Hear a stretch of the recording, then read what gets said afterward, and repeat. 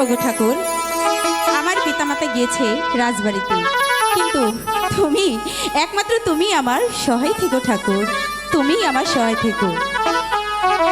মাতা পিতা রেখে মোরে গেল যে রাজবাড়ি, আমি আলো সে আশাতে ঘরে বসে থাকি রে। হাই ভগবান ডাকি তোমারে।